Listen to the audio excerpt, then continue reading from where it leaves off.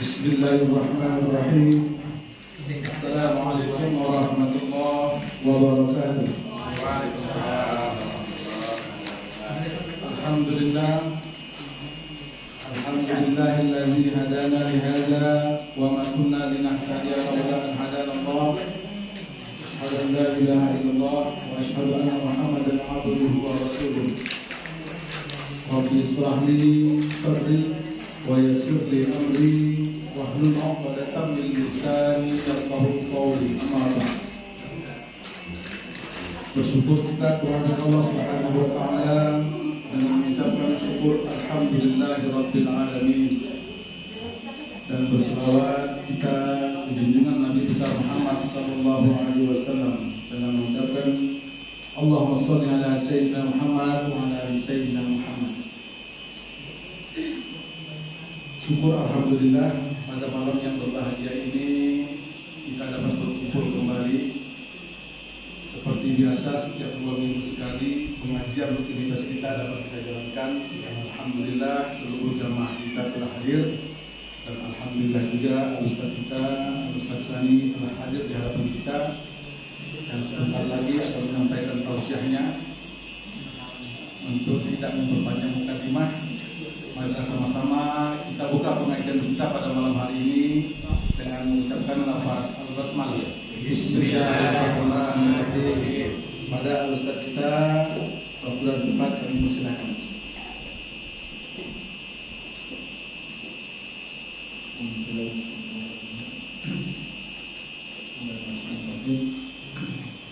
Assalamualaikum warahmatullahi wabarakatuh. Waalaikumsalam warahmatullahi wabarakatuh. Alhamdulillah, nahmaduhu wa nasta'inuhu wa nastaghfiruh wa na'udzu billahi min shururi anfusina wa min sayyi'ati a'malina. Man yahdihillahu fala mudilla lahu wa man yudlil fala hadiya lahu. Asyhadu an la ilaha illallah wahdahu la syarika lahu.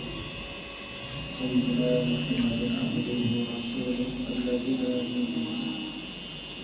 Allahumma shalli wa sallim wa barik ala sayyidina Muhammadin wa ala alihi wa ashabihi wa man tabi'ahum bi ihsanin ila yaumil qiyamah. Qala Allahu ta'ala fi kitabihi al-karim, bismillahirrahmanirrahim. Innaka la tahdi man ahbabta walakinna Allaha yahdi man yasha'u wa huwa a'lamu bil muhtadin. Sadaqallahu al-azim. Pertama-tama Bapak Ibu, orang tua kami, Tuan-tuan Guru, Ustaz, Adik Ulama, Pengurus PKM, serta seluruh jemaah hadirin dan hadirat semua, marilah di malam hari ini kita bersyukur kepada Allah. Sebenarnya bersyukur bukan hanya ngomong syukur. Ngomong syukur itu gampang. Benar-benar bersyukur itu yang perlu memang kita praktekin. Apa?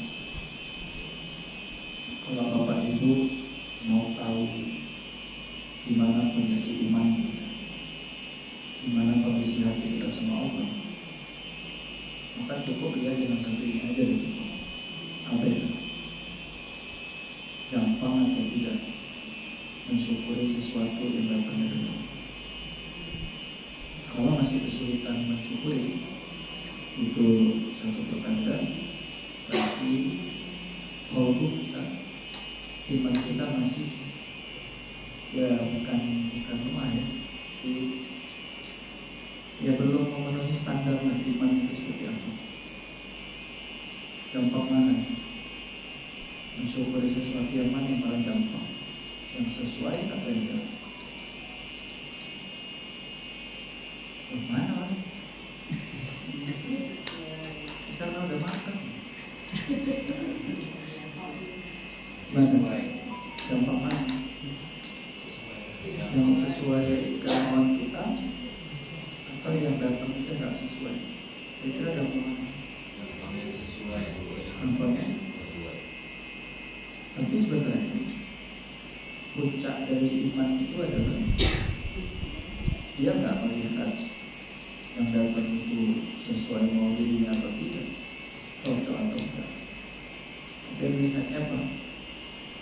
siapa yang mengizinkan sesuatu itu hadir pada diri? Siapa? Ada selain Allah yang hadir? Enggak. Maka kalau kita masih sulit mensyukuri sesuatu yang tidak sesuai dengan iman kita, maka koreksi diri, koreksi hati, koreksi politik kita. Jangan-jangan kita masih terlalu menyibukkan diri sesuai inginnya kita, tapi tidak pernah peduli, bahkan kita mengabaikan yang Allah inginkan dari kita. Nah, inilah yang akan kita bahas insyaallah. Ketertipuan terbesar orang-orang yang hidup di dunia tapi dia mengabaikan Allah yang sejatinya punya dunia ini. Kemarin sampai bab apa kemarin? Iya masih ya. Dia macam ya. Kalau bingung kan? Dia masih ya.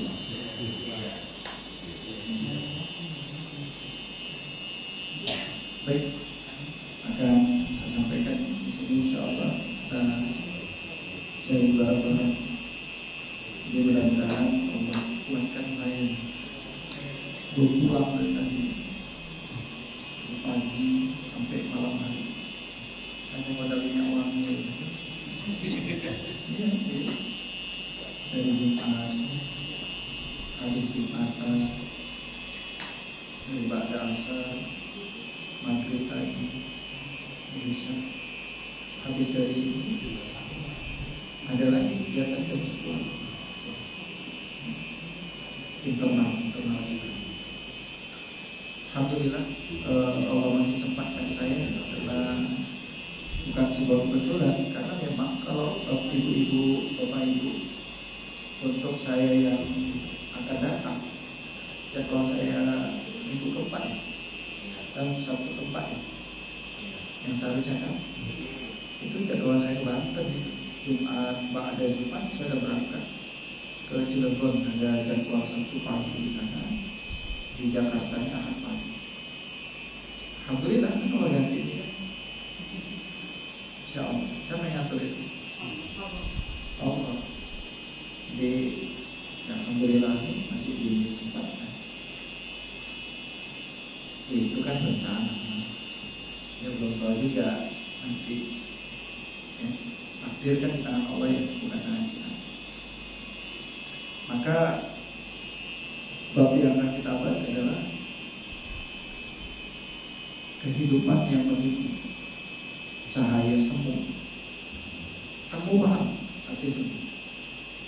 Ini saya ngomong pelan-pelan karena ini masuk bab yang sangat sensitif ini, yang butuh apa ya? Memang butuh pemahaman dari Allah ini. Kalau otak kita nggak, otak kita agak berhenti. Tapi kalau Allah pahamkan, insya Allah paham. Apa cahaya semua itu? Ibarat kalau ibu bapak ibu pernah nggak melihat aspal yang di tengah panas terik, ya fata morgana itu di depan sana sepertinya ada air menunjukkan, tapi tidak ada, ya. Jadi yang nampak itu apa? Yang seperti air itu apa yang nampak dari jauh ini? Sesuatu yang tidak ada, tapi hanya bayang-bayang. Nah, inilah yang menjadi problem terbesar seseorang. Dia akan meninggalkan Allah. Ini saya belak-belakan aja. Dia akan meninggalkan Allah karena dia terlalu disibukkan dengan bayang-bayang semu. Yang dia kejar itu yang panah, yang dia kejar itu yang tiada. Tapi bayangan dalam pikirannya itu ada. Sampai akhirnya dia terlalu sibuk mengejar itu, dia lupa mengejar satu yang sangat diharapkan Allah dari diri kita. Apa itu? Mengejar cintanya Allah. Orang yang seperti itu dia akan tenggelam dengan sibuk, ya, ditenggelamkan Allah dengan cahaya itu sendiri. Cahaya yang dia berpikir bisa menerangkan jalan, tapi dia justru malah semakin gelap jalan hidupnya. Siapa mereka? Mereka adalah orang-orang yang terlalu sibuk mencari kebahagiaan duniawi, yang kelihatannya dia akan bahagia dengan itu, tapi nyatanya Allah cabut titik kebahagiaan itu. Akhirnya dia pun akan capek dan lelah, terlalu sibuk mengejar sesuatu yang belum tentu dia dapatkan. Ini akan menjadi sebuah problem besar, karena taruhannya adalah tauhid. Sementara jangan meninggal dalam kondisi kehilangan tauhid. Bahkan dijanjikan itu cukup menjadi syarat kita masuk surga, cukup dengan mengatakan kalimat tauhid. Apa itu? La ilaha illallah. Siapa yang gak ingin wafatnya husnul khotimah? Ada? Semuanya ingin apa? Husnul khotimah. Siapapun orangnya pasti ingin wafat dalam keadaan baik, meninggalnya baik, di tempat yang baik, meninggalkan nama yang baik, meninggalkan harta yang baik, di alam kubur mendapatkan tempat yang terbaik, di sisi Allah nanti mendapatkan tempat terbaik. Itu adalah sebuah keinginan. Tapi ada, ya itu saya tanya, itu keinginan yang paling puncak atau enggak ya? Ya, keinginan yang memang betul-betul kita ingini enggak itu? Betul ya? Tapi mohon maaf Bapak Ibu, kadang kita nggak menyadarinya, itu adalah keinginan puncak kita. Tapi kita justru menggadaikan keinginan puncak kita hanya untuk melepaskan keinginan nafsu duniawi semata. Dia rela menggadaikan akhiratnya hanya untuk mendapatkan kebahagiaan duniawi yang nyatanya akan ditinggalkannya, dan itu menjadi cahaya semuanya. Saya ingin ngasih simpel aja, sederhana. Kalau mensederhanakan ini, cuma kalau dibahas secara tasawuf dalam, tapi saya bahas sederhana aja ya. Gini ya, apakah dunia itu pasti bisa membahagiakan? Jawab apa? Ibu dan bapak itu menjawab. Apakah dunia itu pasti bisa membahagiakan? Tidak. Tidak. Tidak ada yang pasti, kecuali Allah yang memastikan, gitu ya. Tapi kalau memang kita menyadari dunia itu belum pasti bisa membahagiakan, coba tanya ke dalam diri, sering atau tidak kita mengejar sesuatu yang belum pasti itu? Sering atau tidak? Selalu. Bahkan mohon maaf, saking nikmatnya mengejar siang saking nikmatnya mengejar dunia ini tadi, sampai dia gak peduli kok apapun dilakukannya asalkan nafsunya itu terpenuhi. Nafsu semu yang justru menenggelamkannya. Inilah yang membuat Allah itu gak ridho dalam hidup kita. Kenapa? Karena ada cahaya yang hakiki kita abaikan, justru mengejar cahaya yang semu, yang mana cahaya itu adalah cahaya bukan sebuah cahaya, tapi yang kelihatannya itu terang, padahal justru menyilaukan. Lihat, terang bukan menerangi, tapi menyilaukan. Sehingga kalau sudah silau, maka ada cahaya yang lebih hak akan tersilaukan, dan sehingga akhirnya dia tak bisa melihat cahaya yang lebih terang itu. Siapa mereka? Mereka adalah orang-orang yang menganggap dunia ini adalah sebagai cahaya. Bukan, dunia ini adalah kegelapan. Yang mencahayai dunia ini adalah cahaya hak itu. Hati ini sejatinya gelap, tapi akan menjadi terang ketika Allah mengizinkan ada cahaya itu masuk ke dalam qalbu. Cahaya yang hak, cahayanya cahaya. Saya ngomong gini, ini nyambung kan? Nyambung insyaallah. Justru saya mensederhanakan ini kalau dibahas secara tasawuf ini ribet ini Pak. Pun mikir dulu, ada alam malakut, ada ini begitu nanti Ibu. Cuma saya enggak, karena ini kita membawa ini kajian di tempat yang umum, saya coba membahas ini ya dengan bahasa sederhana. Tapi insya Allah tujuannya nyampe. Maka orang yang seperti ini akan terkena sebuah penyakit di dalam hatinya, dan penyakit itu bernama hubbud dunia, cinta dunia. Dia berpikir akan bahagia ketika mengejar apa yang dia impikan, tapi setelah dia dapatkan ternyata belum tentu bahagia. Gini aja lah, sederhana Bapak Ibu. Apa kebahagiaan orang yang ketika tidak punya uang? Ketika dia punya atau mendapatkan. Tapi apakah waktu dia mendapatkan uang itu, apakah itu menjadi sebuah yang pasti dia akan bahagia? maka jawaban saya bukan belum tentu, tidak pasti. Tidak pakai belum tentu, tidak pasti. Karena apa? Sesuatu yang belum didapatkan, dia membayangkan kebahagiaan ketika akan didapatkan, gitu ya. Yang akan itu dia sudah bayangin, nih saya kalau saya dapat begini ini lumayan, kan gitu ya. Seolah-olah ya memang itu bahagianya. Tapi tidak sedikit orang yang ketika mendapatkan justru dia benar merasa apa? Jangan bahagia, untuk mensyukuri pun pahit. Ini contoh. Mungkin Bapak Ibu pernah pada kondisi seperti ini, ketika merasa kalau sesuatu itu didapatkan bahagia, tapi ternyata setelah didapatkan justru malah buat pening. Ada nggak? Nih, saya kasih contoh yang paling sederhana. Waktu hidup saya masih dulu ya, susah gitu. Saya pernah mengalami zona-zona masa sulit. Kemana-mana naik angkot. Rasanya gimana ya? Kemana-mana naik angkot. Pernah Bapak Ibu? Sering. Jadi waktu naik angkot itu seketika kan terlintas, kok pingin yang punya kendaraan sendiri, bebas gitu ya. Ingin apa? Sepeda motor saat itu.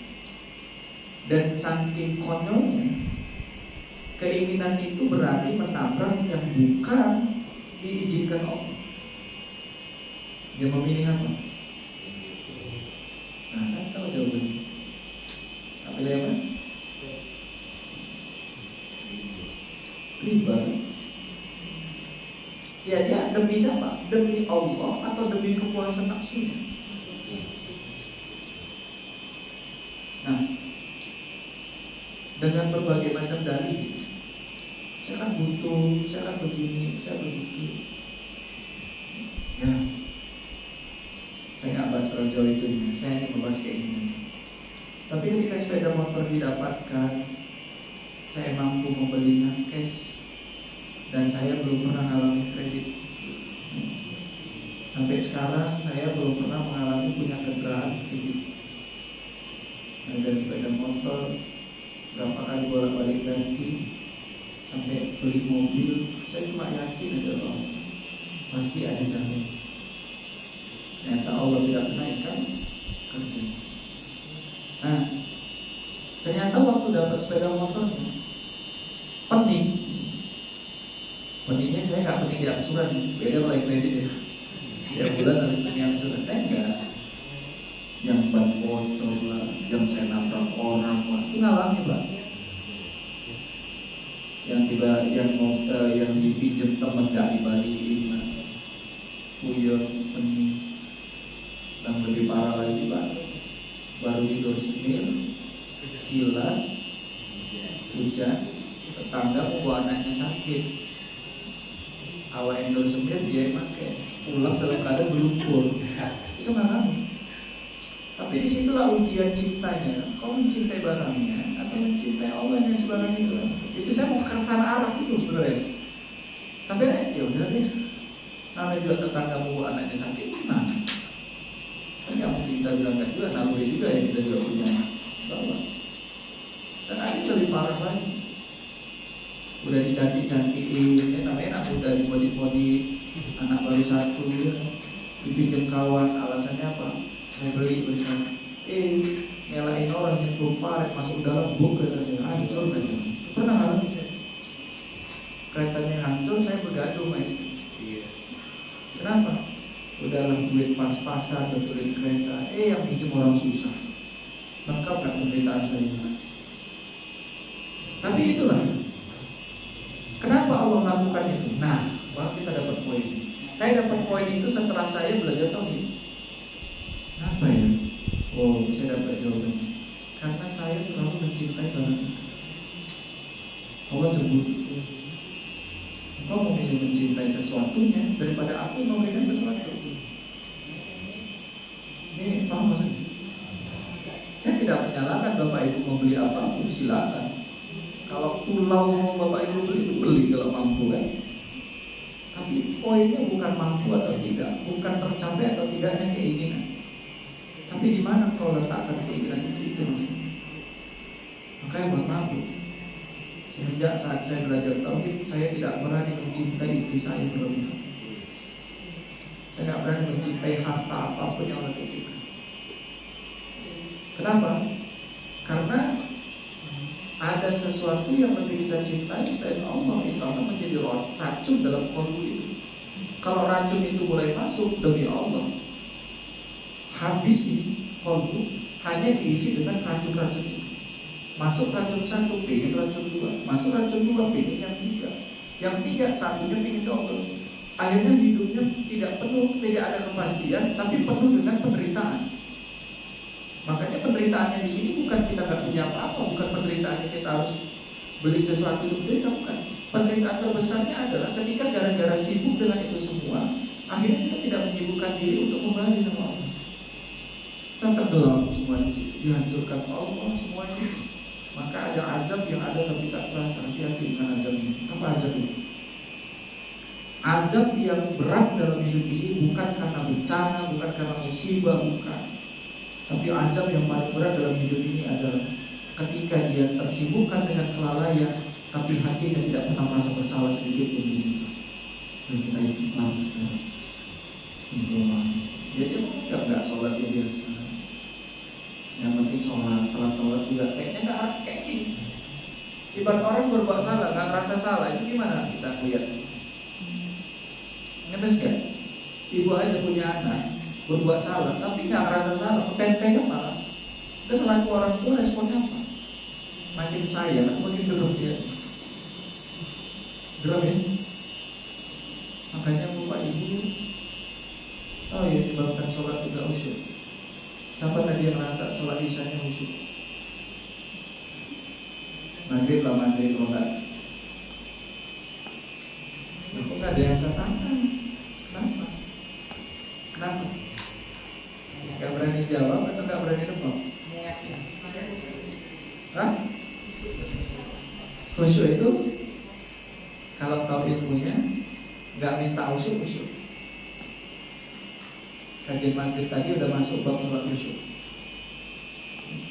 Mokot semua dengan itu. Ternyata bertahun-tahun sholat belum puncak sholat itu belum nyampe. Nah kita akan nyampe ke sana ya. Kalau kajian maghrib tadi memang kajian rutin, dia udah jauh kajian. Kita juga baru bertemu. Tapi akan nyampe di situ. Nah, ketertipuan itulah yang membuat kita itu akhirnya karena sudah cinta dunia, lupa diri, lupa sama yang punya dunia.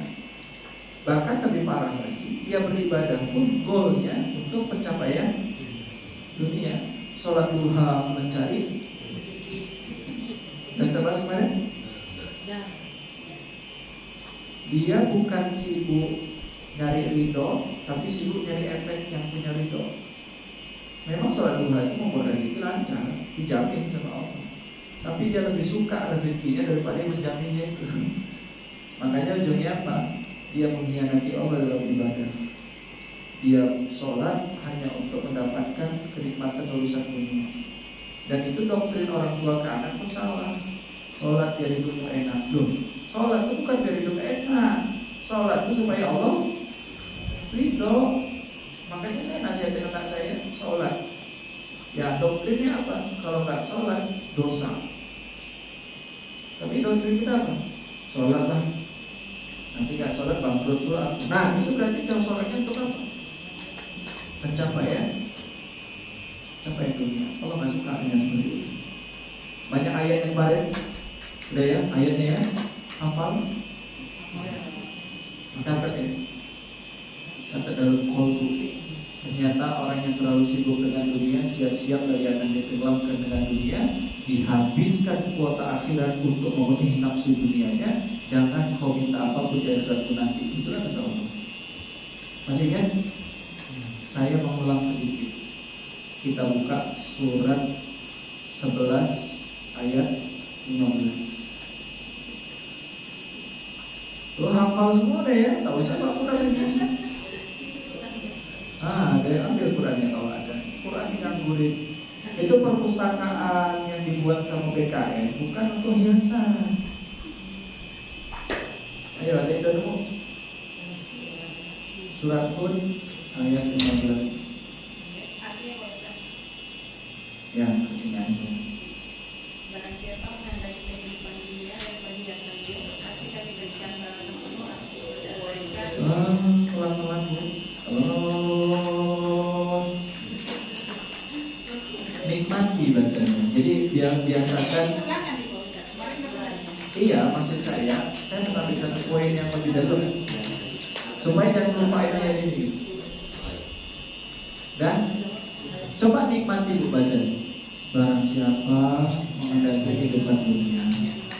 Saya baca Bu, kalau Bapak Ibu, tapi sampai perhatiin ya.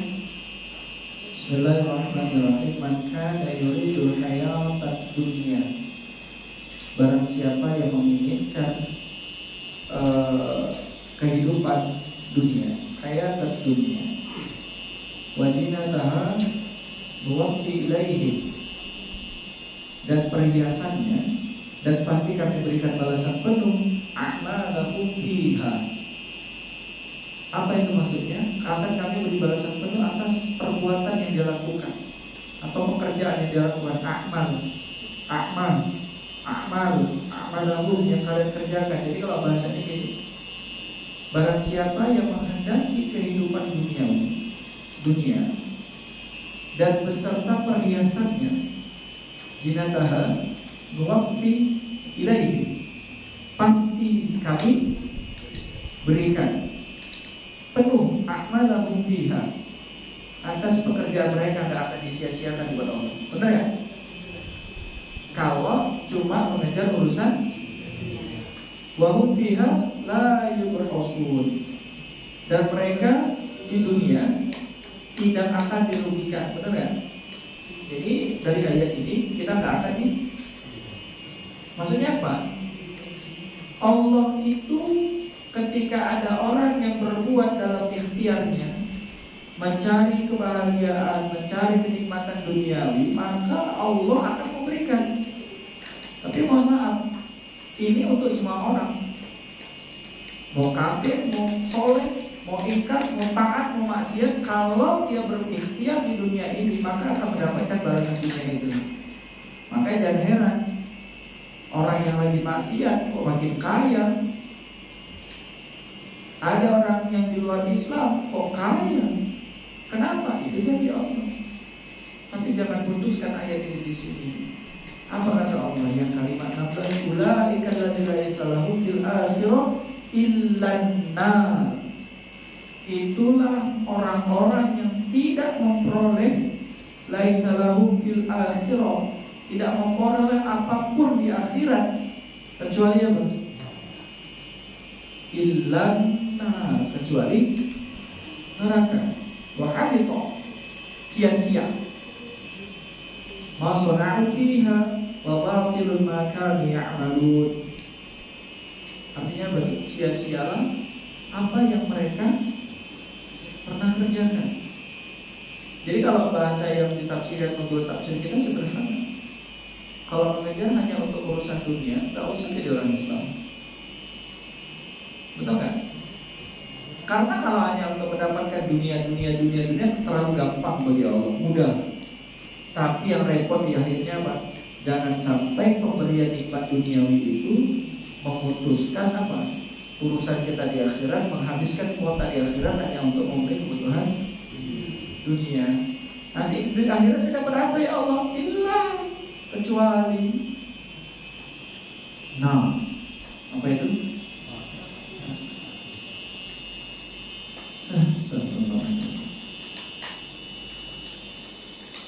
Jadi apa maksud saya di sini Bapak Ibu? Saya memang di mana itu kalau kajian rutin untuk membahas ikhtiar dunia itu bisa 3 sampai 4 pertemuan. Karena ini yang paling apa Bu? Paling sensitif. Karena kita bergelimang di sini nih kan, di dunia ini kan, kejebak dia dengan dunia duniawi. Makanya kalau diuji ya tentang dunia itu, kalau kita bongkar tentang dunia itu ada 178 ayat bicara tentang betapa hinanya dunia. Berapa ayat? 178. Banyak kan? Banyak. Lebih banyak dari bicara tentang neraka. Baik. Al-Baqarah 86. Coba buka.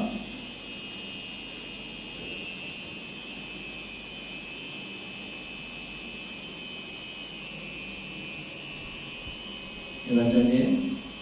Mereka itulah orang-orang membeli kehidupan dunia dengan kehidupan akhirat, maka tidak akan diringankan azabnya dan mereka tidak akan ditolong.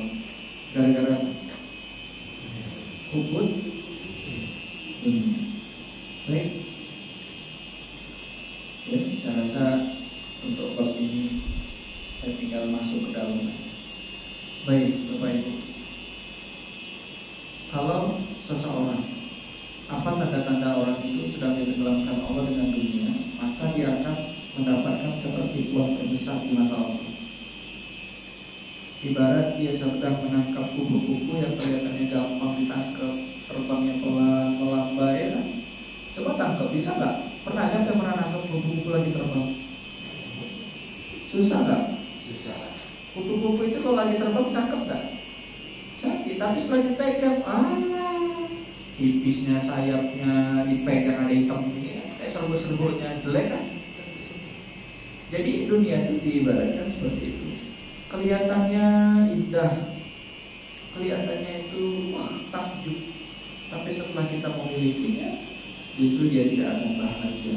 Inilah mereka orang-orang yang bahagianya masih menggantungkan dengan nikmat dengan duniawi. Kalau orang seperti ini akan tersiksa dengan keinginan-keinginan yang tidak ada habisnya. Ya. Akhirnya lupa diri, terus lupa bersyukur. Coba mana lebih senang? Yang ngasih nikmat atau nikmatnya yang kita syukuri?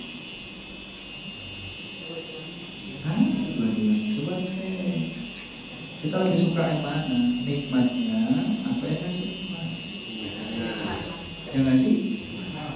Yang membuat lupa diri yang mana? Nah, berarti kalau sampai gara-gara nikmatnya kita lupa diri, betul ya kita omongin kita lebih suka yang ngasih nikmat? Hah? Enggak, ini kita real-real aja, fakta-fakta aja, Pak. Ini zona saya dulu. Bahkan rela demi nikmat yang dibilang sempurna. Nganggap Allah itu gak penting dalam hidup saya. Pernah saya di zona ini.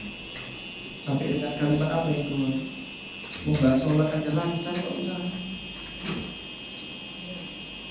Ada gak yang kayak gitu? Ya, kita gak usah ngomongin orang, diri sendiri aja. Saya pernah di zona ini. Akhirnya Allah tarik ya dengan apa? Dengan berbagai macam masalah. Berbagai macam masalah akhirnya Allah tarik. Saya kasih contohnya. Ini jagung ini kalau dijatuhin dari segini Pak, bunyinya mana jagung segini aja. Kalau saya jatuhkan dari tempat ini bunyinya cek gitu. Kalau makin naik suaranya makin bersih.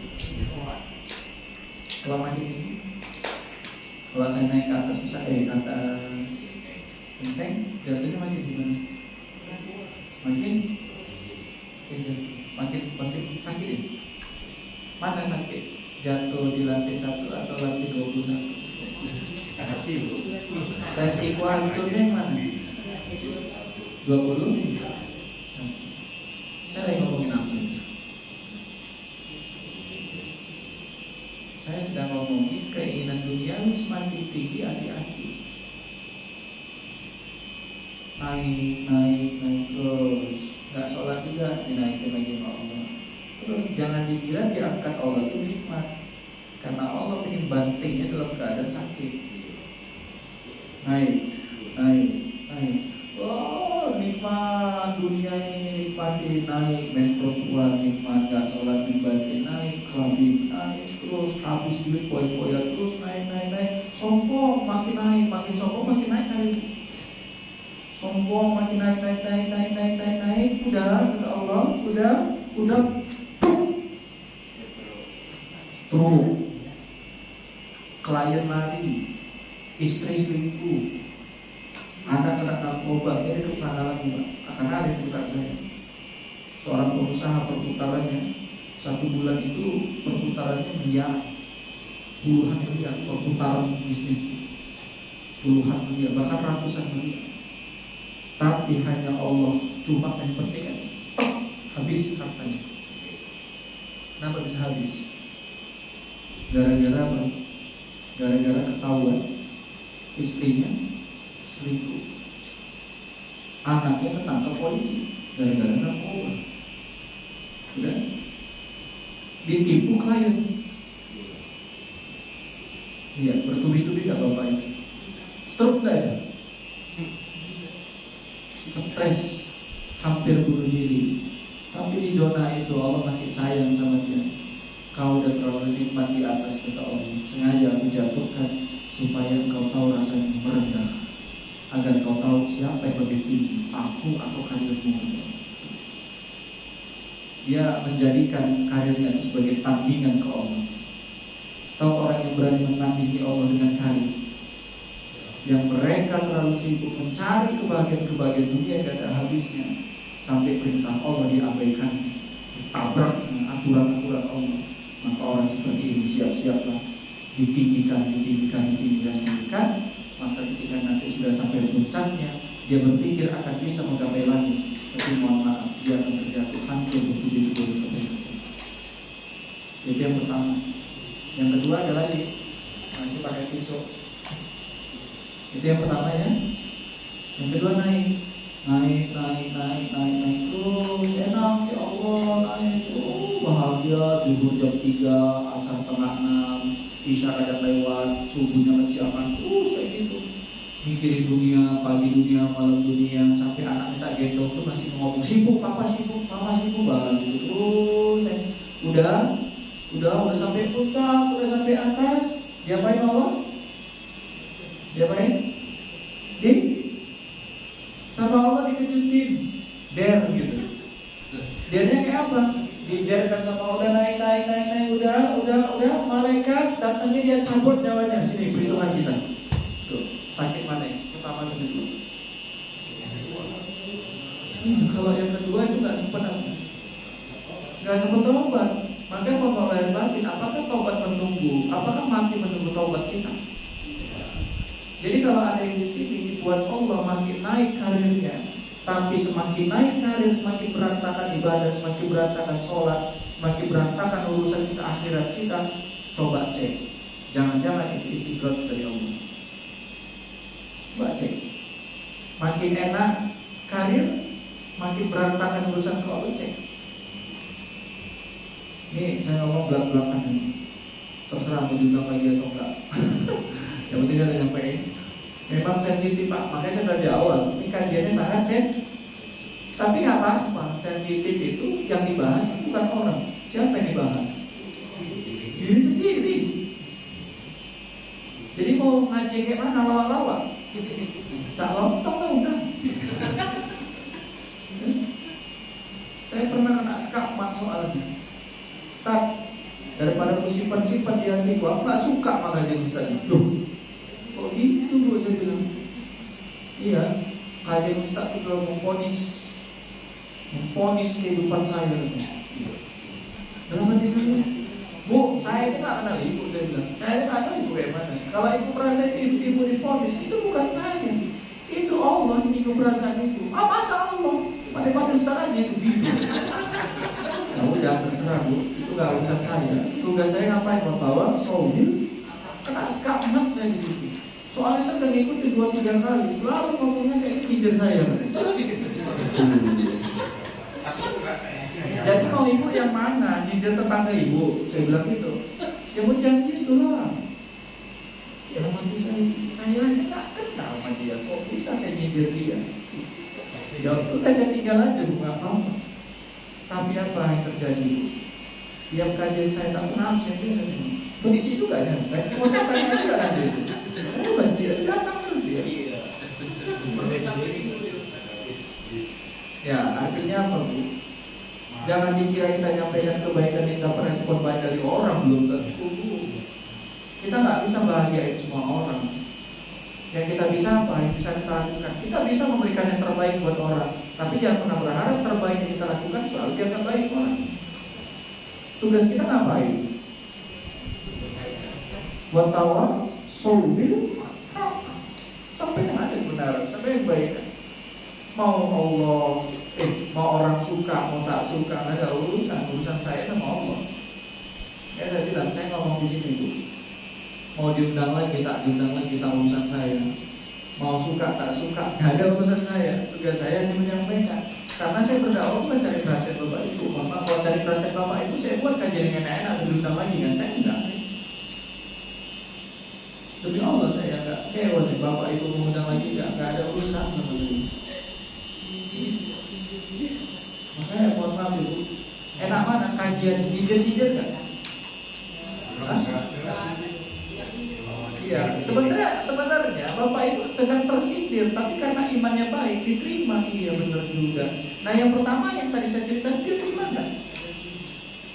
Karena saya bilang dari awal, kajian tauhid itu nggak melihat orang, tapi melihat siapa.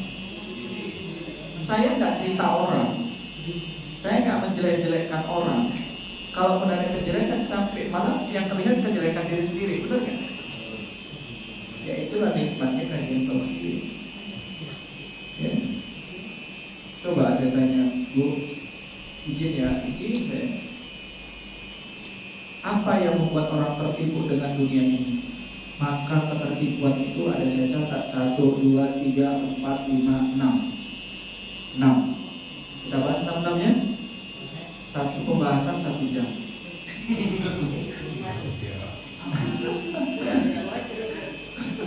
Ya, mengalir aja. Kemarin saya kajian rutin saya di Kota Rantang dari 6 ini kebahas cuma 2 dalam 1 sesi. Dipersingkat waktu. Apa itu? Nah, yang pertama, ketertipuan terbesar kita ketika sudah tenggelam dengan dunia adalah maka dia akan mudah berbuat dosa, tapi tidak ada harapan, tidak menyesal dengan dosa yang dia lakukan. Gimana narasinya? Ini kan saya tulis dengan narasi saya, jadi gini ya. Aduh, ini kalau yang tercatat tuh gini, dia akan mudah berbuat dosa. Ini ciri-ciri orang yang sudah ya kalau bahasa kasarnya udah nganggap Allah tuh gak penting lagi. Dia lebih penting nafsunya, dunianya, keinginannya. Dia akan sangat mudah berbuat dosa. Hati-hati. Saking mudahnya dia nggak sadar itu lagi berdosa. Ini orang udah kejebak dengan dunia. Gampang berbuat dosa, tapi di hatinya tidak ada sedikit pun rasa penyesalan ketika melakukan dosa itu. Nah, ketika rasa penyesalan itu nggak ada, maka jangankan dia sadar penyesalan itu, minta ampun pun ditutup sama Allah. Bukan Allah menutup ampunan, mohon maaf ya, Allah tidak menutup ampunan, karena di satu ayat Allah mengatakan innallaha yaghfiru dzunuba jami'an. Aku akan ampuni kalian semuanya, kata Allah. Itu Allah bilang. Tapi yang di sini ampunan Allah itu bukan nggak diampuni. Allah bukan nggak ampuni, tapi Allah tutup jalan ampunan. Lihat, ampunan Allah setiap detik hadir. Ampunan Allah setiap detik hadir. Pilihan di tangan kita, mau atau tidak. Betul nggak? Ini kan betul serius. Jangan bilang ampunan Allah itu mana ampunanmu ya Allah, mana hidayahmu ya Allah. Kok sampai sekarang aku belum dapat hidayah? Loh, setiap detik bahkan dalam keadaan kita tertidur pun hidayah itu nyampe. Pilihan di tangan kita masing-masing, mau atau enggak. Ampunan Allah pun nyampe setiap waktu. Yang jadi pertanyaannya, kamu mau atau enggak diampuni? Makanya ketertipuan terbesar itu adalah ketika dia terlalu asik dengan maksiatnya, terlalu asik dengan dosanya, ditutuplah kolbunya dari rasa penyesalan. Dan dia pasti ya, saya bilang pasti dia tidak akan minta ampun kepada Allah, karena dia menganggap saat berbuat salah tak merasa salah, karena saking terbiasa melakukan kesalahan. Habit dalam dosa itu bahaya. Kalau udah habit dalam dosa, dia bukan lagi menganggap itu dosa, tapi dia lagi menganggap itu adalah sebuah kebiasaan yang wajar pada diri. Orang yang terlalu sering clubbing akan sulit keluar dari clubbing, benar nggak? Mungkin dia tahu itu dosa, tapi dia nggak menyadari itu dosa, benar ya? Bahkan ada kakek-kakek, ini cerita ya, saya tak layak sebenarnya cerita ini, tapi ini sebagai pembuktian. Dari lajang sampai dewasa sampai tua, main perempuan aja, sekalinya dapat santunan BLT dibantingnya ke bunga lunan, ketahuan sama cucunya. Uang BLT bantuan dibantingnya untuk ke bunga lu prestasi sana. Modal 2 cepet 3 cepet jadilah. Itu kenapa bisa gitu? Kenapa? Karena bukan Allah yang ngampuni dia, tapi dia yang memilih jalan itu untuk tidak ini diampuni. Dan habit dalam dosa itu bahaya. Saking bahayanya karena udah habit, dia nggak sadar itu dosa gitu loh. Ibarat orang yang terlalu sering berbicara bohong sampai dia lupa kapan terakhir kali dia ngomong jujur. Itu benar kan? Kalau orang Medan bilang, bahasa Jermannya yang saya pelajari dulu, bahasa Jermannya kobul. Kalau bahasa Indianya ulo, banyak ulo. Oh, kayak apa? Kayak kalau bahasa Indonesia, ini lagi viral ya, salah belajar itu kok bisa dihubungin. Aneh-aneh. Saya kemarin ngisi di Lampung hari Ahad kemarin. Dari mana? Tanya orang dari DJ. Oh itu ya, tukang pisang dipukulin itu terkenal di sana. Iya saya bilang, kenal main gebukin itu? Enggak, kalau tahu, iya saya gebukin. Enggak kerjaan, gara-gara pohon pisang digebukin sampai terkenal. Kok jadi bahas itu? Nah, artinya kalau udah habit bu, itu berat. Ibu lah, makan nasi habit gak? Coba, ibu sehari aja nggak makan nasi, kenyang ya kenyang, tapi nggak ada kena nasi. Kira-kira doktrinnya apa? Tetap cari yang sekenyang apapun dimakan. Kalau yang dimakan bukan nasi, maka dibilang belum makan. Betul ya?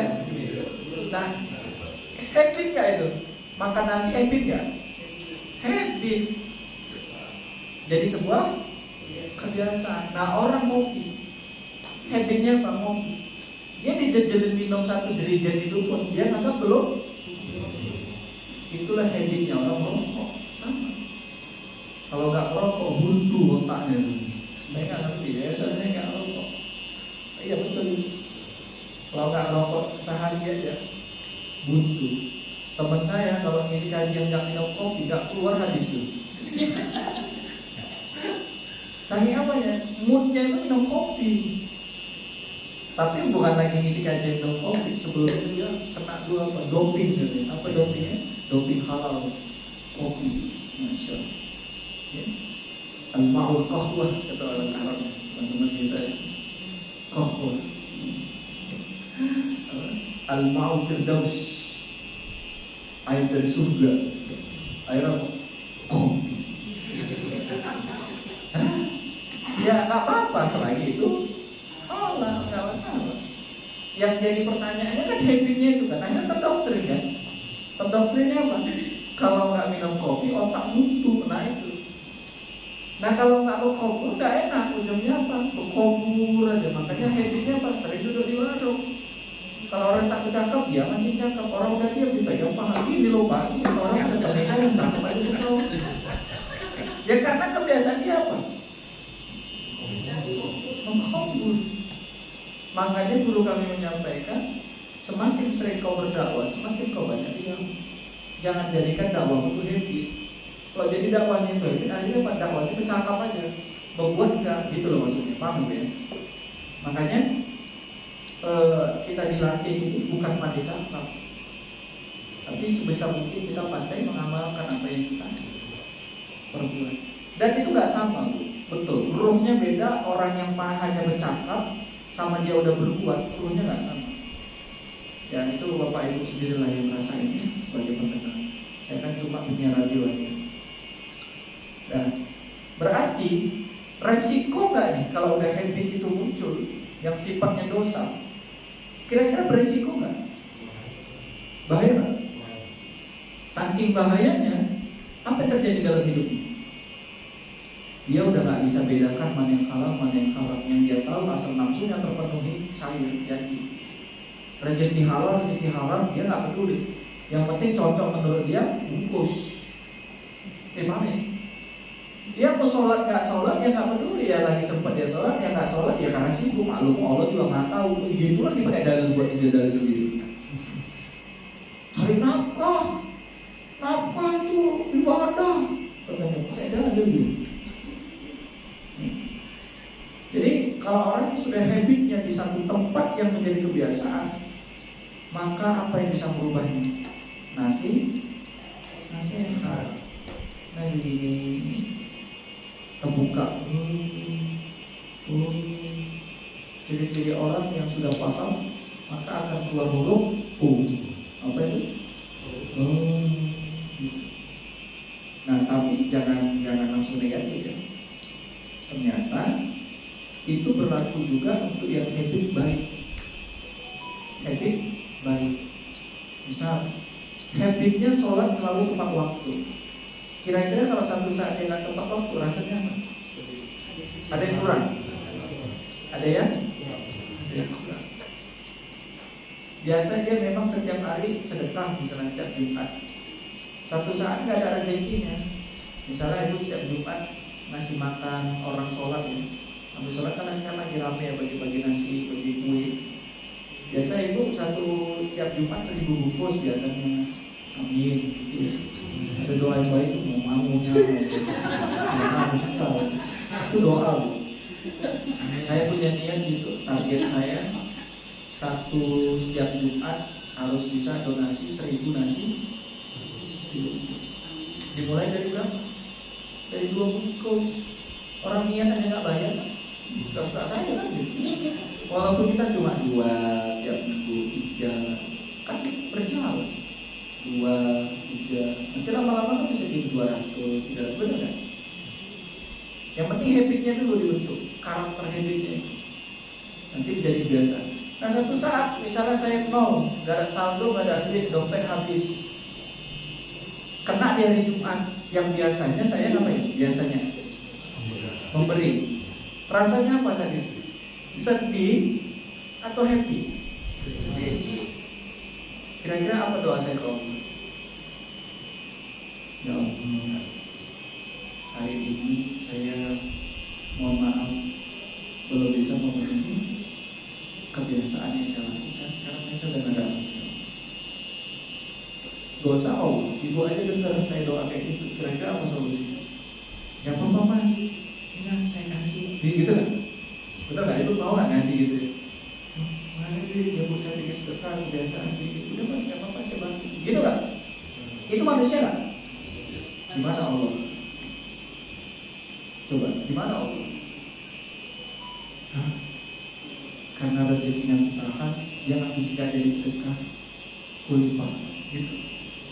Jadi kalau habit baik itu, saya mengambil kesimpulan antara yang baik sama yang buruk itu. Habit baik itu sudah muncul, maka akan Allah pertahankan, Allah jagain. Tapi kalau habit buruk itu sudah muncul, maka siap-siaplah akan Allah hadapkan dengan habit-habit itu. Ketemu sama yang mohon maaf, misalnya di ahli dugem. Nanti jumpa pun kawan-kawannya itu, kawan-kawan tukang dugem, perhatikan. Nanti kawan kumpulnya, kawan-kawan tukang kelabing. Kalau dia duduk sama orang yang gatal, menggatal aja, menggaru, nanti akan didudukkan sama orang-orang yang menggatal. Nanti kalau ngomong ada can. Ya itu ada yang cantik, maksudnya gitu. Tahu maksudnya, bukan can mistis, ada yang cantik. Nanti akan ditemukan Allah sama begitu. Akhirnya biar habitnya itu, akhirnya begitu terus. Nah orang yang habitnya baik, dia akan dibuat baik terus sama Allah. Kan pilihan kan, surga, neraka. Allah cintai nggak dua-duanya itu? Nah pilihan di tangan siapa? Tangan kita. Coba mau masuk surga apa neraka? Kan nggak mungkin ibu masuk neraka kan? Kalau Nikita Mirjani suka dia lah. Ya, dia ngajak reuni di neraka. Ya suka dia. Tapi yang menjadi pertanyaan penting, kan kita pengennya surga. Kalau diukur dari kelakuan, sikap dan tingkah laku kita di hadapan Allah, cocoknya kemana itu? Kan bingung kan, bilang surga kepedean, bilang neraka, ya boleh jadi sih. Ya, coba pertanyaan ini pernah nggak ibu tanya? Saya kalau lagi berkendara, ya sering kali Kak, saya kan ngisi kajian malam-malamnya, sepi jalan, cuma ada kendaraan satu dua, itu tatapan saya memang ke depan. Tapi hati ini terus, ya Allah, jam segini aku belum pulang, masih di jalan. Kalaulah kehilangan ridho, ya Allah, betapa ruginya saya. Itu sebuah apa? Itu bahasa korban. Ya Allah, saya begini. Kalau saya kehilangan ridho, ya Allah, saya sudah menghabiskan waktu saya tinggalkan anak saya, tinggalkan istri saya. Pergi terkadang anak belum tidur, belum bangun, pulang anak sudah tidur, besok begitu lagi. Kayak besok lagi ada beberapa tempat saya besok. Jadi kalau kita ukur, seringlah bertanya, mintalah fatwa kolbu kita masing-masing. Apa fatwa? Keputusan. Fatwa ya, minta pendapat kita. Siapa? Jangan tanya pendapat orang. Nanya sama si A gini, nanya sama si B gini. Akhirnya makin banyak ibu tanya orang, makin penting ya.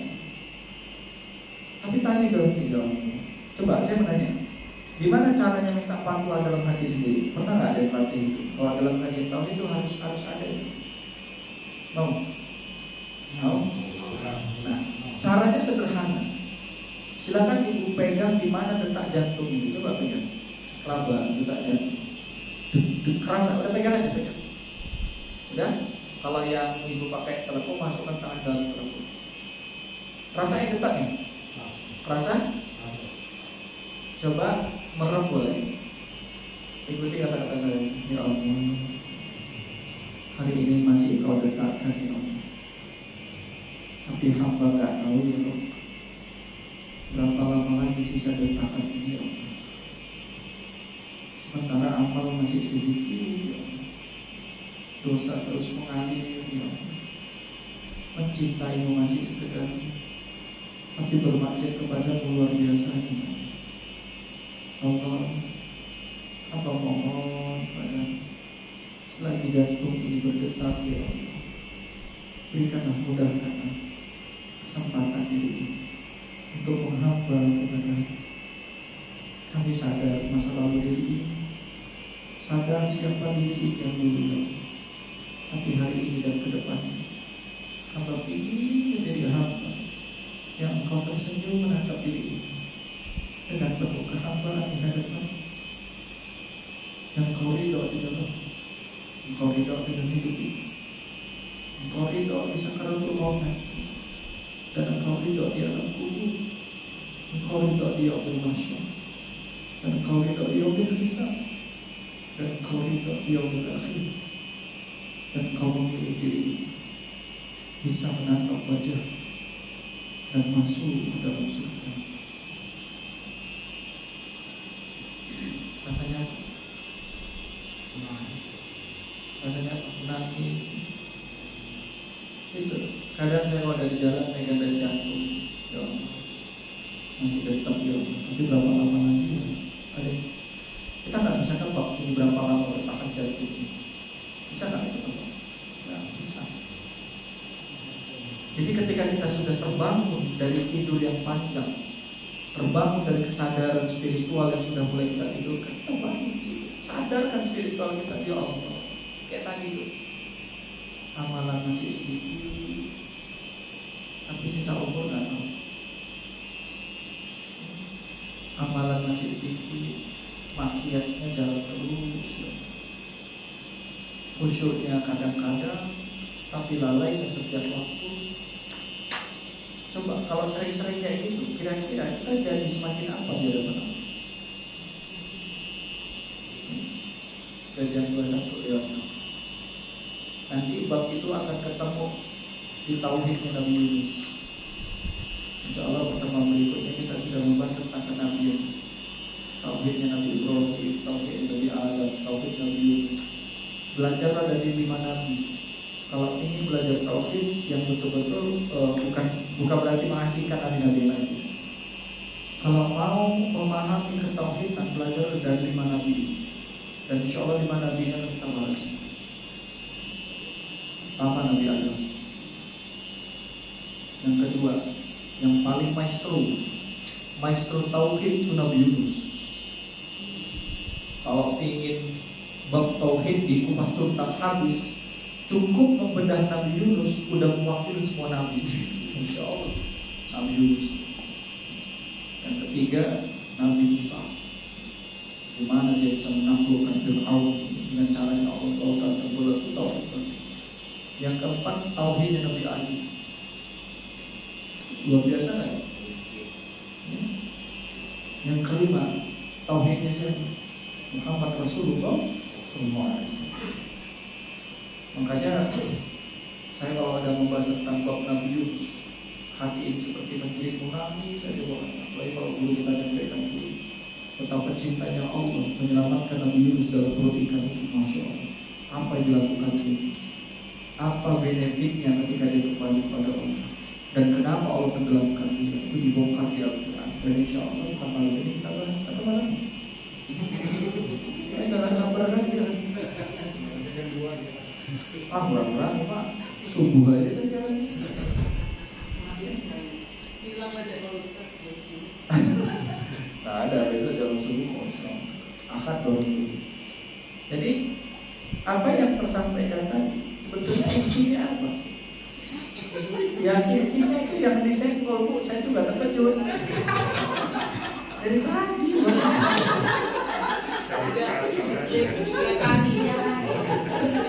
Kalau yang ketiga kali saya kasih handphone ini, dia siapa ya? Ngasih.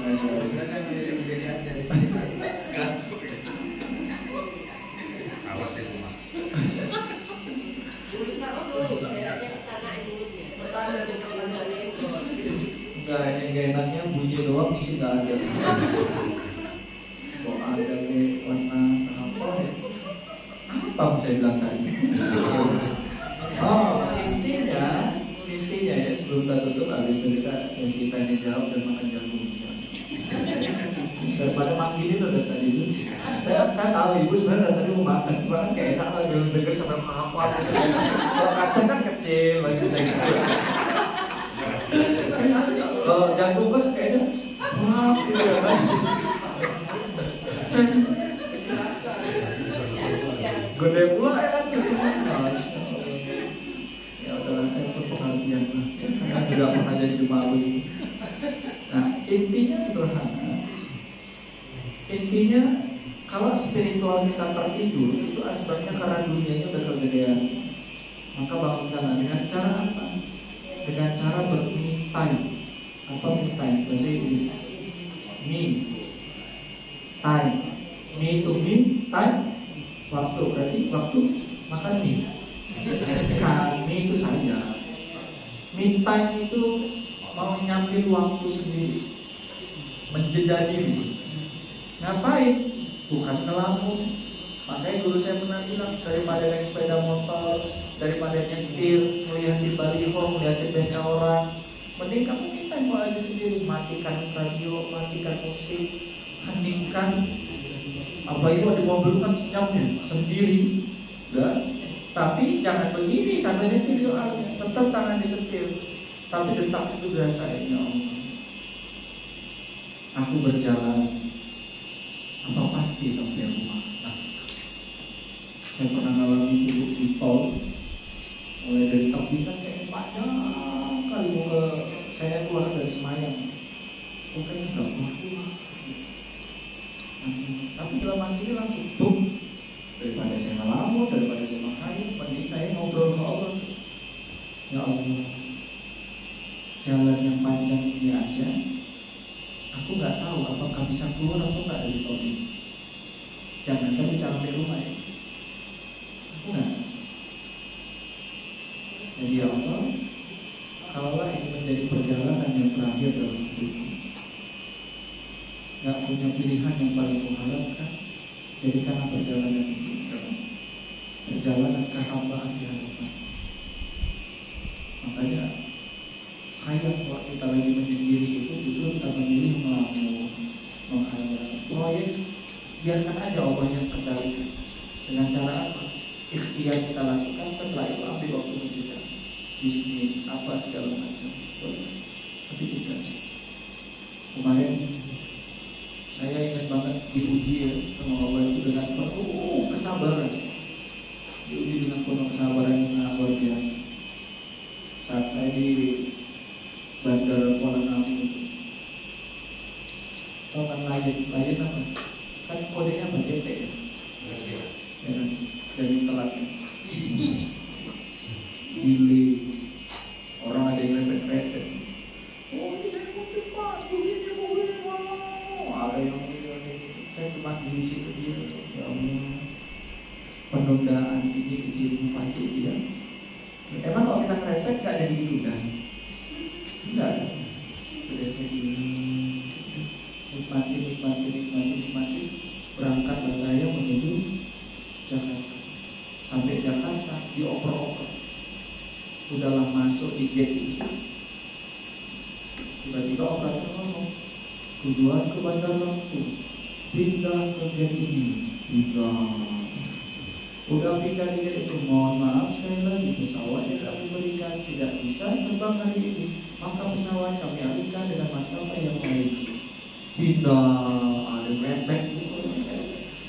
Ya Allah, belum apa-apa udah kena uji.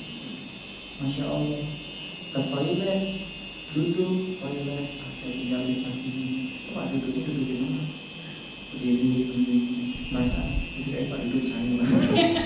Rasain lagi ya Allah namanya nungguin. Enak kalau nungguinnya duduk, enak berdiri. Nikmatin aja. Dan kita suatu saat ada di kondisi memang kita akan digituin sama Allah. Paham? Jadi itu saya bilang di awal, jangan protes, jangan kecewa. Allah itu sangat mencintai orang yang berproses, bukan orang yang berprofesi. Nikmati ya? Nikmati di jalan Allah sebagus misalnya berkendara, disebek sama orang, disebek sama orang. Apa yang kita jawab? Nah, jujur lah, apa yang jawab? Mata lo di mana? Udah, itu izin Allah. Dari sekian banyak pengendara, kok kita yang disebek? Karena apa? Jangan-jangan waktu berkendara pikirannya kotor, diputus sama Allah. Mohon. Atau jangan-jangan ngelamunnya udah kelantur, atau tatapannya kosong, jadi disebek. Jadinya positif nggak ya? Positif. Orang saya pernah ditabrak sama tinta, hancur belakang ini. Mau marah juga nggak mungkin balik lagi saudara. Dah hancur banyak belakang mobil rental juga yang saya pakai. Itu mau bilang apa lagi? Ya nikmati aja. Tapi itulah hidup ini proses. Jangan banyak protes, tapi nikmatin saja prosesnya. Sip? Cocok? Nah, apa? Jangan berbaca buku. Jadi itulah intinya Bapak Ibu sekalian. Insya Allah kalau diizinkan untuk pertemuan berikutnya, kita mulai masuk bab tauhid. Tuh, jadi selama ini apa? Kulitnya. Belum masuk bab. Kebayang kulitnya doang berapa pertemuan? Nah ini aja udah bawa belum kita? Gimana masuk bab tauhid itu? Ya memang gitu Bu. Kalau ibu merinding berarti dari tadi nggak tidur. Dengerin berarti kan pahami. Tapi kalau tiap ngaji itu biasa kalau udah banyak dosa, nggak tertarik lagi ya sih, telinganya dikunci loh. Bukon buta tuli bisu. Hati-hati yang saya tertidur di hotel Jumatan. Itu biasanya yang menyebabkan karena dosanya udah kebanyakan. Akhirnya apa? Dosa itu menenggelamkan dan nggak tertarik lagi dengan Jumatan. Nyari dalil, ustaznya nggak enak. Yang dasar malaikat Jibril yang waktu kalau yang dasar putih, belum tidur juga. Enggak lah, saya ada bapak di sini. Masya Allah. Serius. Sebisa mungkin jangan sampai tertidur ya Pak di Jumatan ya. Karena Jumat itu cuma seminggu dimanfaatkan pertemuan. Makanya kalau saya lagi Jumat itu saya singgung gitu Pak. Bapak-bapak para jemaah sekalian, hari Jumat ini Allah menitipkan kita hadir di sini. Tak ada jaminan kita bertemu di Jumat yang akan datang. Tapi terkadang kita nggak tahu diri di hadapan Allah. Udahlah Jumat dikasih kesempatan. Banyak orang yang ingin hadir di Jumat ini, tapi Allah belum memilih. Lalu bagaimana dengan kita ketika dipilih? Kita tidak tahu jawab dengan keterpilihan. Kita memilih tidur, sehingga datang terlambat. Ditambah lagi, udahlah naik khotib di atas mimbar, masih rokok lagi di depan tempat wudhu. Matikan langsung. Karena saya melihat dari mimbar itu jelas. Saya bilang, hari ini terlambat, kemarin terlambat, yang lalu cuma lalu terlambat. Apakah kita tidak tahu diri di hadapan Allah? Ketika keinginan kita ingin dipercepat, tapi urusan agama, urusan ibadah kita berani memperlambatnya. Maka orang seperti ini adalah ciri-ciri orang yang tidak tanggung jawab sebagai seorang hamba di hadapan Allah. Untuk semua sampai lewat sini. Biar ya. Tujuan Jumatan itu, ini motifnya suruh sendiri, orang udah suruh sendiri dia, bukan dipercepat, makin dilambat, makin panjang ya kan? Khutbah itu kata guru saya, kalau kamu khutbah lebih dari 15 menit menunjukkan kualitas itu sangat rendah. Insya Allah ini segitunya doktrin guru saya. Makanya saya mau udah stres di atas 15 menit nggak selesai, saya pribadi mau di atas mimbar paling lama 15 menit, paling lamanya itu 15 menit. Khotib keduanya 5 menit, 20 menit, sholat 10 menit, pas lagi. Ya, jadi ambil inti-intinya, sekapan kalau bisa. Saya gitu Pak, khotib Jumat saya sekapan. Makanya jadi undang saya khotib Jumat, itu kena sekapan. Ya, insya Allah ya. Jadi bagi yang mau bertanya sambil makan jamu, silakan. Assalamualaikum warahmatullahi wabarakatuh.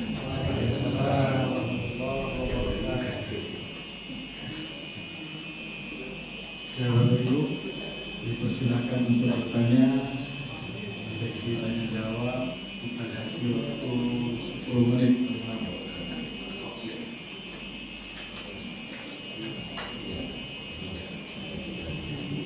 Ya Budir, silakan Budir.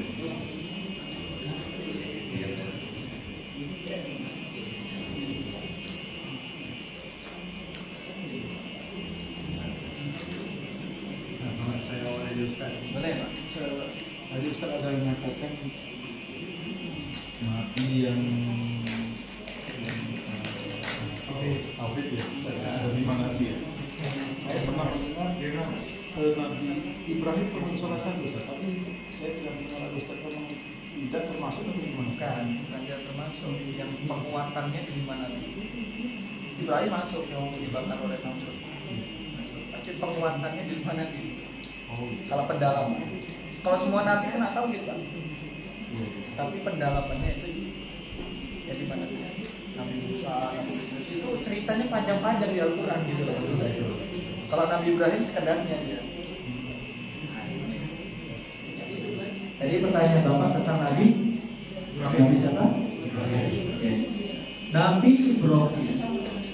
Tauhidnya di mana? Tauhidnya ketika dengan tiga orang sekaligus diuji Allah. Ya, ini bagus Pak pertanyaan. Melibatkan istri dan anak. Siti Hajar, Ismail dan Ibrahim. Saya kemarin khotib Idul Adha saya bahas itu Pak. Tentang bagaimana pengorbanan Nabi Ibrahim itu bab tawakal.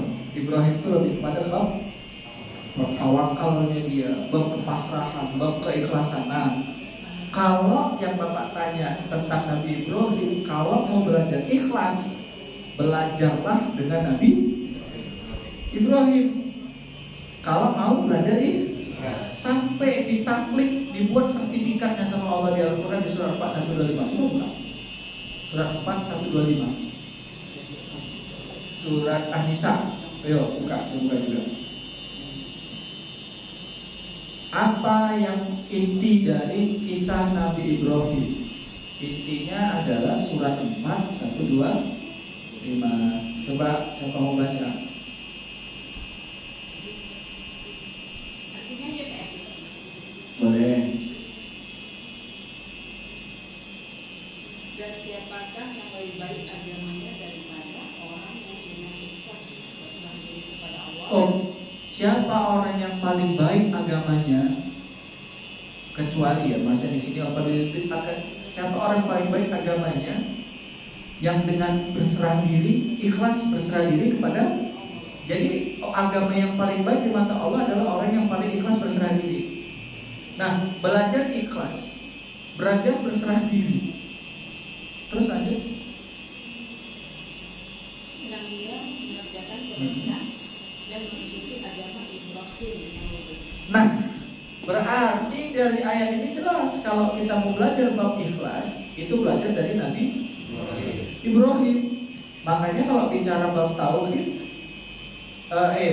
kalau bicara bab tentang Nabi Ibrahim akan lebih enak masuknya ketika belajar tentang bab ikhlas. Gitu Pak. Jadi bukan berarti Nabi Ibrahim nggak layak cerita tauhid, tidak. Ini tauhid banget sebetulnya.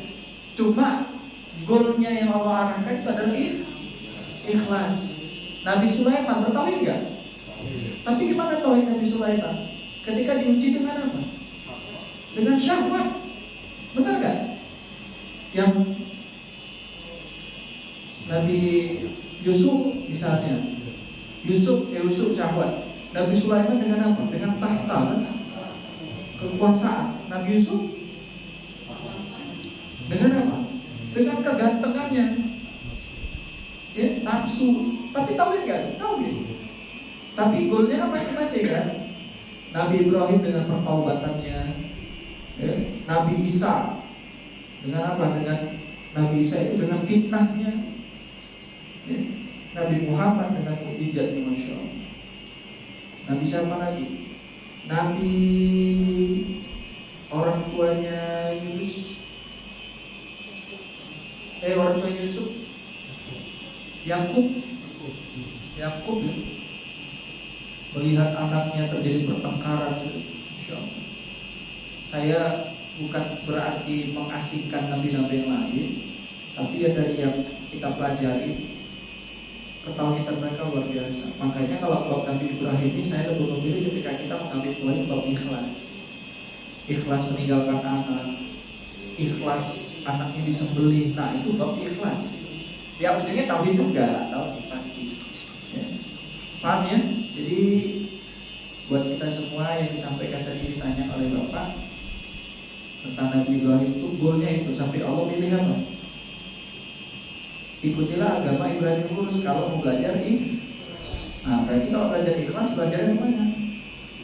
Nabi Ibrahim. Kalau ada belajar dengan Nabi Ibrahim, apa yang paling tertuang dari Nabi Ibrahim? Berarti menyangkut haji dan umroh. Makanya kalau mau menguji keikhlasan itu pergi haji dan umroh. Ikhlas menghabiskan harta yang penting berangkat haji, ikhlas nabung menyisihkan nafsu untuk kepentingan lain hanya untuk menabung kebutuhan umroh. Itu artinya apa? Ikhlas gak itu? Ada yang lebih lagi ikhlas. Makanya ketika saya dipilih waktu saat jadi muthaif saat itu, saya belum mau itu jemaah saya tuh kita suruh syai dulu, saya nggak mau. Duduk dulu di sini, ada di masjid hotel, musola hotel, duduk di situ. Nanti Bapak Ibu kita syai dulu. Habis kita tawaf, kita syai. Tapi yang saya doktrin di situ adalah doktrin kolbunya. Sa'i itu bukan menyelesaikan 7 putaran bukan tawaf itu bukan menyelesaikan 7 putaran selesai, ayo gitu, bukan feelnya. Dan sa'i itu bukan menyelesaikan mondar-mandir sofa marwah sampai selesai tinggal tahallul, bukan itu. Tapi ada filsuf di situ yang kita ambil dari Al-Quran. Sampai akhirnya ketika dia melakukannya, dia bukan lagi melakukan menyelesaikan syarat rukunnya, tapi dia melakukannya penuh dengan apa? Saya doktrin. Saya ceritakan kisah bagaimana Siti Hajar bersa'i. Masih cerita udah menangis di situ. Dan ketika udah sampai di tempatnya, apa saya bilang? Bapak Ibu tahu nggak yang kita sampaikan kita sebelum sa'i? Samakah kondisinya dengan saat Siti Hajar waktu bersa'i?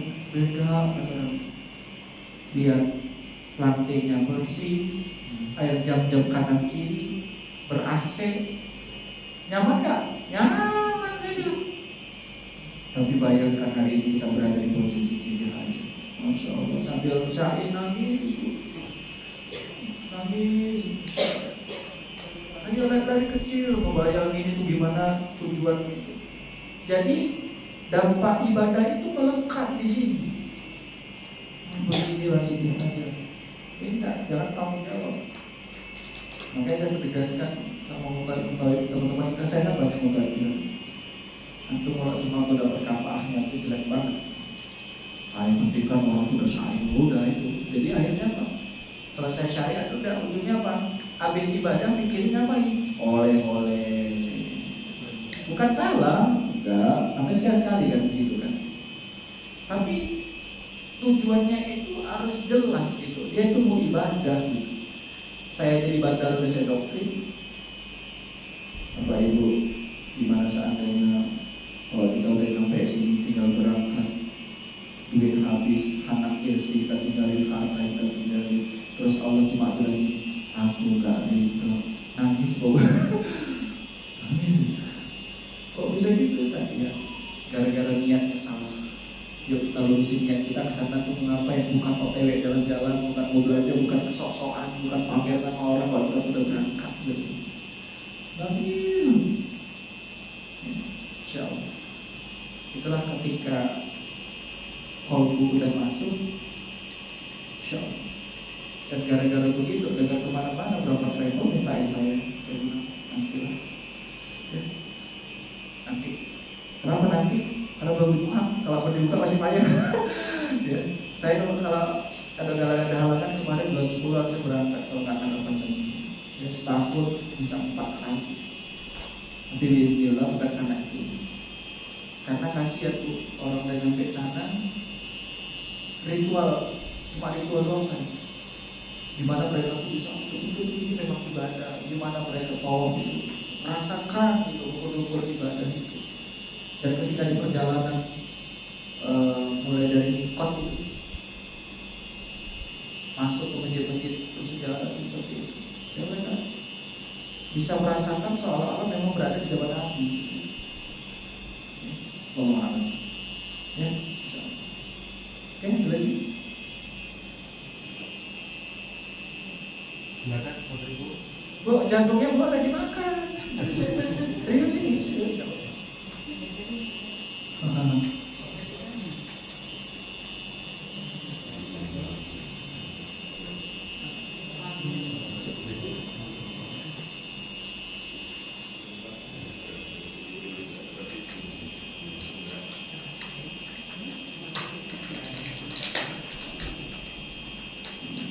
Dan kalau nggak ada, saya nanya.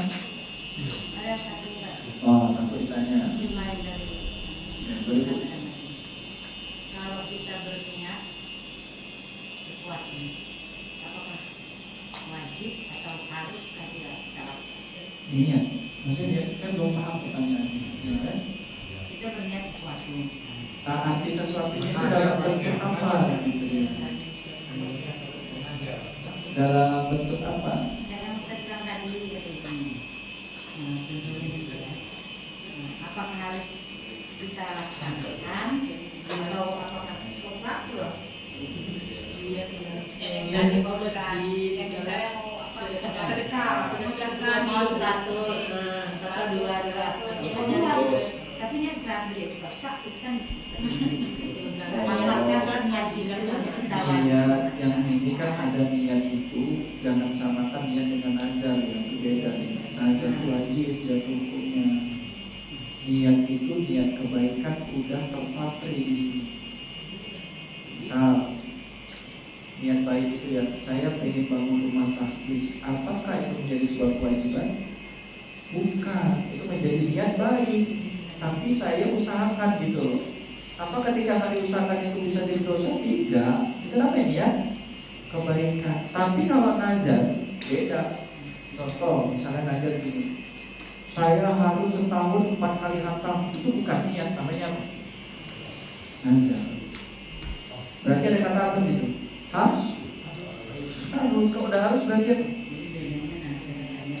Bedakan itu. Jadi kalau misalnya kayak saya niatnya, saya punya niat, ya Allah mudah-mudahan bisa 100. Niat mudah-mudahan bisa 100.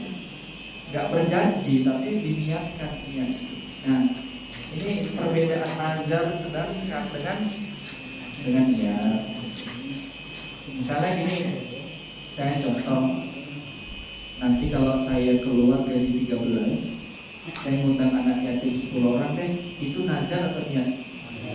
Nazar. Paham ya? Udah dipampok dia, udah saklek di situ. Tapi kalau gini, nanti kalau satu saat entah kapan pengen lah ngundang anak yatim minimal 10 orang, niat atau nazar? Bisa tidak ya? Dari bahasanya saja. Bukan dari bahasa juga, dari ini hati kita kan kelihatan ini nazar atau memang kebaikan yang akan kita pilih kita lakukan. Hati itu yang tahu sebenarnya. Tapi saran saya kalau jangan dalam bentuk nazar, nanti jadi wajib ya. Niat aja Bu. Misalnya Bu niat gini, saya pengen niat puasa Senin Kamis lah. Niat atau nazar? Niat. Tapi kalau ini, nanti kalau jempol proyek dia gini, aku akan puasa Senin Kamis, itu nazar ya. Dia sudah. Kalau ada yang berhasil, ada yang mau dituju pemerintah ini, itulah nazar. Yes, dalam bentuk misalnya gini, nanti kalau anakku lulus, ini aku mau ngasih anak yatim. Nah lulus berarti jadi apa tuh? Nazar, jadi wajib. Nah makanya saran saya bukan tak boleh bernazar, tapi pastikan mampukah kita ketika itu betul-betul sesuai standarnya terpenuhi. Kalau nggak mampu jangan.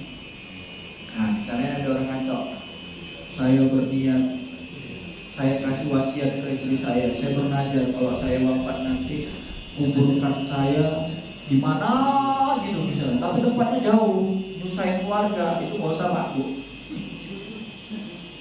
Saya ingin nanti meninggal kuburan saya dekat dengan kakek saya misalnya. Dan ini wasiatku ya bilang istri, kakek apa gimana? Di Timika Papua sana. Meninggal mana? Di Binjai. Salah dari Binjai lah, itu bokeh. Bawa ke Timika sana kan repot ya. Itu nggak usah. Ya. Wasiat itu ada yang memang kalau bisa dilakukan, kalau nggak bisa nggak apa-apa, gugur wasiatnya daripada diusahain. Oke, baca Bu. Terus bisa nazar itu, misal memang kita ada bernazar, nanti kalau anak lulus atau kalau ini berhasil, aku mau ini, bukannya nggak bisa kita kerja. Ya berarti kan standarnya nggak terpenuhi. Berarti dosa. Enggak lah, standarnya nggak terpenuhi. Maksudnya tercapai, tapi kerjaannya nggak ya. Oh ya jadi dosa, kan wajib. Apa dosa? Dosa kan wajib. Nah, kalau Al-Baqarah 270, coba buka.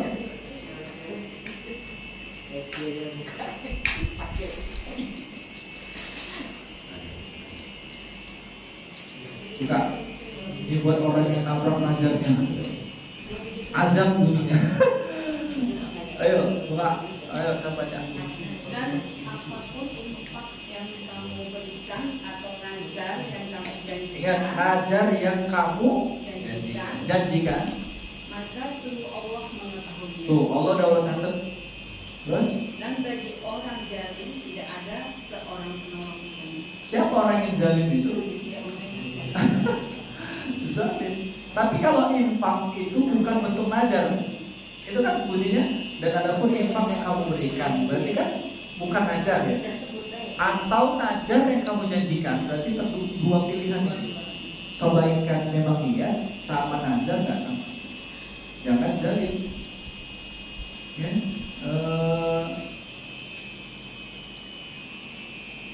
Banyak ya.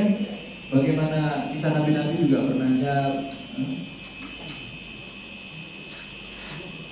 Kayak contohnya ya kan, Nabi siapa itu yang ketika dia bernazar, dia memilih diam waktu hamil Maryam, kisah ya, Nabi Ibrahim. Itulah saya nggak berarti lupa. Nabi siapa ya? Dia pokoknya dia bernazar. Akhirnya digoyang-goyangnya pohon kurma itu kan waktu melahirkan kan. Iya Maria, kisah Maria. Bukan Bunda Maria. Enggak Maria.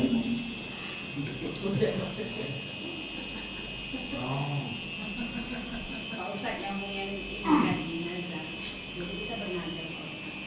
Jadi pas pertama kita lihat udah kena lah nazar kita. Misalnya yang apa yang kita masukkan udah ini. Terus kita langsung kita laksanakan. Nggak taunya nggak jadi Pak Ustadz. Nah, contohnya gini lebih deh. Waktu pemilihan pilpres, saya kan bernazar kalau Prabowo menang, saya mau ini gitu kan Pak Ustadz. Jadi pas perhitungan saya lihat kansnya kayak udah pasti menang gitu kan. Jadi saya langsung lah kirim, saya tunaikan lah nazar saya itu. Tapi kan ternyata jadi nggak menang kan Pak Ustadz. Nah itu bagaimana gitu? Ya kan dia tetap sedekah. Oh nggak apa-apa ya Pak Ustadz. Itu sama kayak istilah ibu nanya gini. Itu sedekah mana yang bagus? Sedikit tapi ikhlas atau banyak tapi nggak ikhlas, mana yang bagus? Banyak dan ikhlas. Nah, kan pilihan ini sedikit tapi ikhlas atau banyak tapi nggak ikhlas, mana yang bagus? Yang bagus itu banyak nggak ikhlas. Kenapa? Karena manfaatnya lebih bermanfaat. Bukan soal, jadi bukan gini, ibu ikhlas nggak ikhlas tetap bermanfaat, enggak? Menggerutu kita bu, dalam bilang nih menggerutu ya, tetap bermanfaat nggak uangnya? Tapi mulai belajar dari situ nanti akan mudah untuk ini. Contoh, melatih untuk ngisi kotak infak yang biasa kita ngisi goceng gede. Biar goceng itu jadi kecil, biasakan berapa masukin? 10.000 dulu, jangan tembak aja bu. 100 tapi setahun sekali, sama aja. Nah kalau udah masukin 10, goceng jadi besar apa kecil? Aduh, pengen meningkat nih. Masukin berapa? 20. Makin kecil nggak gocengnya? Kecil. Padahal awalnya terpaksa nggak? Terpaksa itu. Alah gitu. Tapi dari keterpaksaan itu akan melatih diri jadi ikhlas. Jadi ikhlas itu bukan soal tersembunyi atau tidak. Sedekah terang-terangan bagus, sedekah sembunyi-sembunyi pun bagus, karena dua-dua dapat manfaat. Yang tak bagus yang mana? Terang-terangan nggak mau sedekah, terang-terangan udah nggak ngisi, sekali ditanya ngomong apa? Nanti ria, dia ngomong ria tapi nggak ngisi. Lebih bagus yang ria sekalian ngisi, betul nggak? Ya, ibu lagi nih. Saya mohon maaf, bapak ibu sedekah, ria aja, ria benar. Wah, aku sedekah ya 1 juta untuk musola ini. Gak apa-apa, tetap bermanfaat gak 1 juta ini? Daripada yang ini yang takut ria nggak mau nyumbang, ada. Banyak kan gitu kan? Jadi pahalanya kan Apa itu? pahalanya. Dalam bab tauhid itu jangan kebanyakan ngomong pahala. Nah kita kan mau berbuat sesuatu yang baik. Ya boleh, minta ibadah sama Allah boleh. Itu pahala urusan Allah. Insya Allah bu. Jadi gini, walaupun kita nggak ikhlas, misalnya nih sedekah ria, bukan nggak ikhlas, ria ya. Ria itu tergolong orang yang munafik ya dalam Quran. Nah, walaupun kita ria, tapi yang kita kasih bermanfaat kan? Nah urusan dia sama Allah yang rianya itu gitu. Tapi yang uangnya itu bermanfaat gitu. Sama kayak caleg-caleg ya kan, datang ke pengajian bawa speaker, sumbangin gitu ya. Dia mau ria atau enggak itu urusan dia sama. Nah, speakernya mau manfaat nggak? Nah, contoh musola ini dapat sumbangan amal dari caleg. Ini ya Pak, Bu, saya nyumbang untuk musola. Dia mau ria mau enggak urusan dia mau apa? Tapi rapat nggak amalnya? Rupanya kalah. Diambil lagi kayak di Makassar kan. Capa itu keluar jalan tuh amal sholat ya kan. Yang nyumbang TV diambil lagi. Masya Allah. Makanya harus diangkatin ya Bu. Karena saya pengurus BKN di kompleks saya, ada gitu ya datang.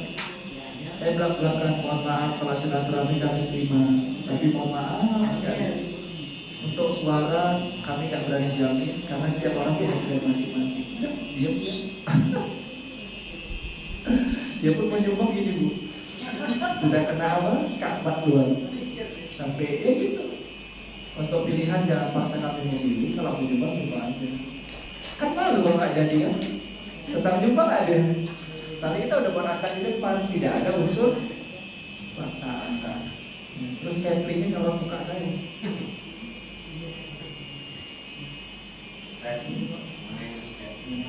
Tadi orang yang udah belajar itu dia berjalan waktu sering banget belajar juga lupa terus sampai aku udah pernah ngajar apa aja gitu terus kan kamu tuh berdosa tadi itu bagaimana menurut tadi saya? Nah, itu yang saya bilang di awal tadi, jangan mudah bernazar. Kalau kita sendiri belum bisa pastikan apakah kita bisa memenuhinya atau tidak. Ya. Kalau lebih bagus niatkan aja kebaikan-kebaikan. Jangan nazar itu bukan salah Bu, tapi mohon maaf ya. Itu jadi wajib, kalau ada wajib, lawan wajib apa kalau dilanggar? Dosa kan itu jadinya. Makanya saran saya bukan tak boleh bernazar, tapi sebisanya niat baik aja. Kecuali yang udah pasti ya, udah pasti kita memang niat. Ini kalau jebol proyek saya 10%-nya saya untuk kemaslahatan, keuntungannya bisa nggak? Itu nazar nggak? Nazar. Tapi kita bisa pastikan kalau seandainya proyeknya nggak jebol, jadi nazar nggak? Enggak, karena standar syaratnya nggak terpenuhi. Gitu. Tapi kalau saya memilih, saya nggak mau bernazar. Saya milih punya niat. Makanya bahasanya pakai insya Allah kalau nanti proyek jebol, aku wanita. Itu niat. Tapi kalau saya udah ada akad bahas ini, saya bernazar. Berarti udah akad ya sama Allah. Ya, dalam bentuk bahasanya itu nazar.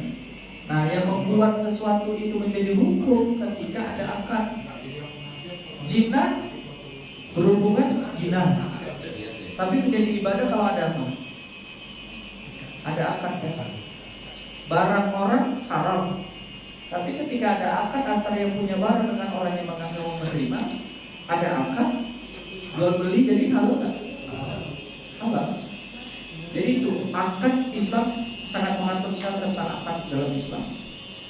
Ya, termasuklah tadi di dalamnya tentang nazar.